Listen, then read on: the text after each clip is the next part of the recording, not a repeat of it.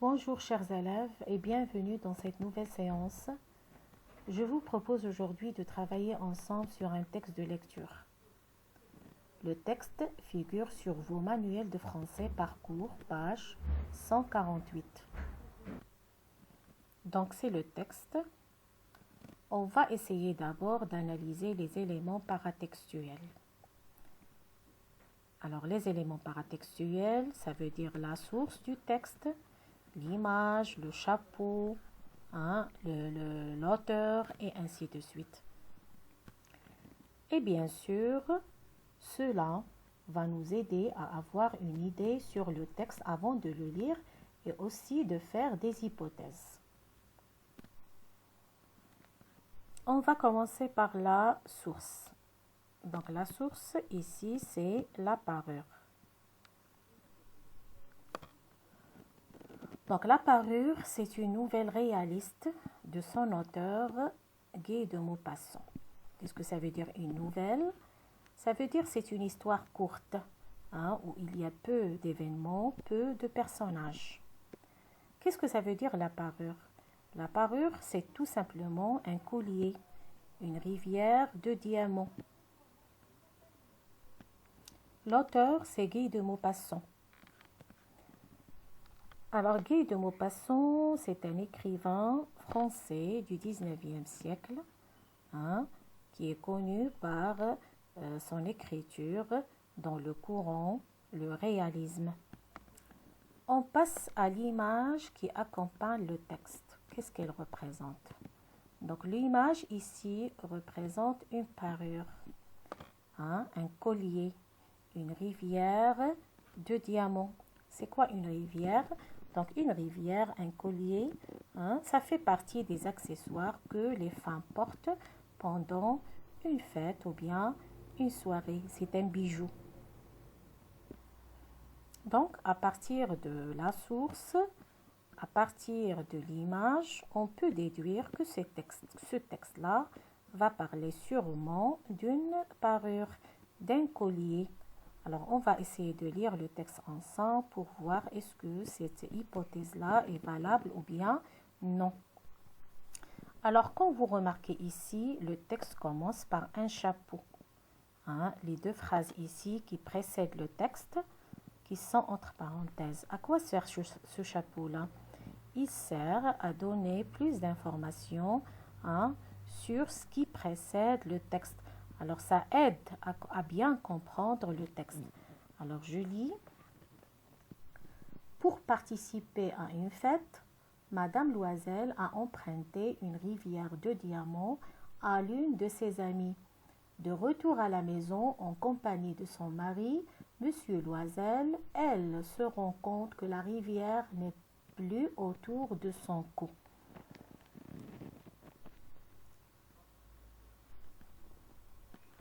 Donc, les deux personnages ici sont Madame Loisel et Monsieur Loisel. Donc, Madame Loisel, pour assister à une fête, elle a emprunté une parure à son amie. Et de retour à la maison, elle a remarqué que sa parure a disparu. Alors, quelle était la réaction de Madame Loisel? Alors, regardez cette phrase-là, elle poussa un cri. Donc, Madame Loisel était choquée. Elle a poussé un cri. Elle était même affolée. Elle était même affolée. Elle commence à bégayer. Je n'ai plus la rivière de Madame Forestier. Donc, cela bien sûr, a choqué ce qui s'est passé, a choqué Madame Loisel. Alors, bref, on peut voir ici que Madame Loisel n'arrive pas à s'exprimer après la perte de collier que son ami lui a prêté. C'est bon. Alors, quelle était la réaction de Monsieur Loisel? Monsieur Loisel, lui aussi, était choqué. Alors, qu'est-ce qui montre dans le texte qu'il était choqué? Regardez cette phrase-là. Il se dressa éperdu. Il commence à poser des questions. Regardez cette phrase-là. Quoi? Comment ce n'est pas possible. Et donc, le couple va commencer à chercher partout. Et ils cherchèrent dans les plis de la robe, dans les plis du manteau, dans les poches, partout. Ils ne la trouvèrent point, sans résultat. Ils n'ont rien trouvé. Le mari décide alors de refaire tout le chemin qu'ils ont déjà fait à pied pour chercher cette parure-là. Et il est resté avec les mêmes vêtements.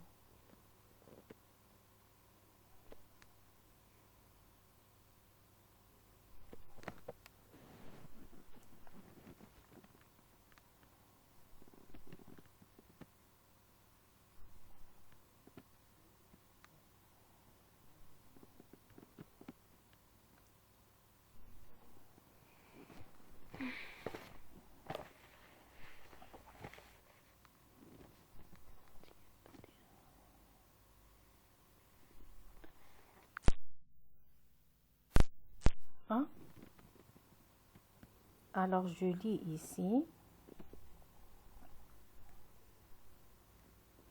dans cette phrase-là.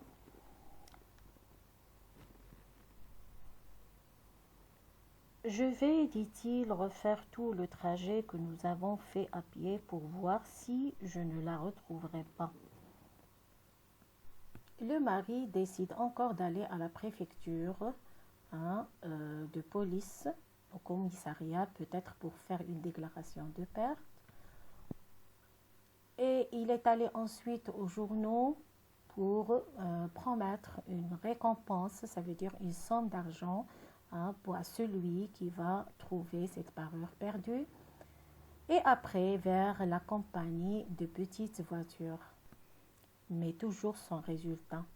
Madame Loisel l'attend tout le jour dans le même état, avec les mêmes vêtements et toujours très effarée devant cette catastrophe parce que le collier perdu devrait être très cher. Je lis cette phrase-là. Elle attendit tout le jour dans le même état d'effarement devant cet affreux désastre. Monsieur Loisel revient le soir, sans résultat toujours.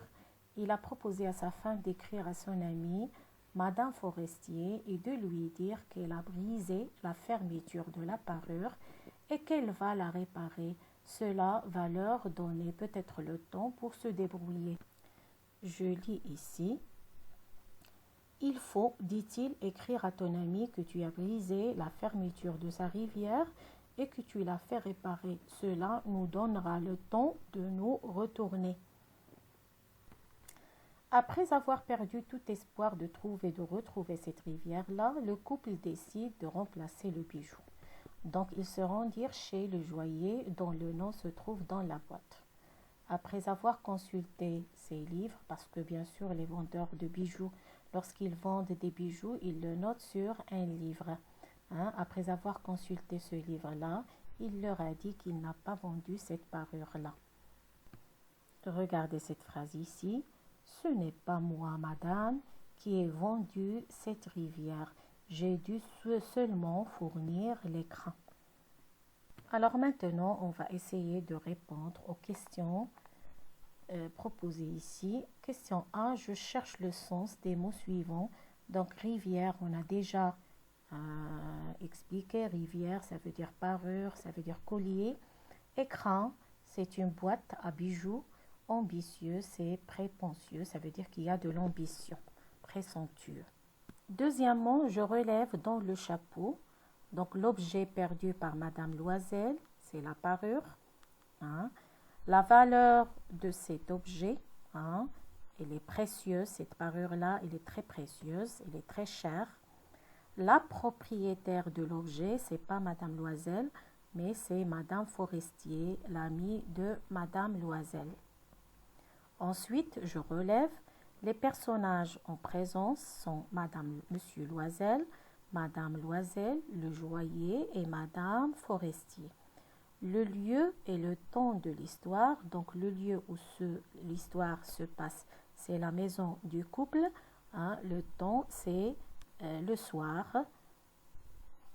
après la fête. Quatrièmement, je précise l'état psychologique dans lequel étaient les Loisel.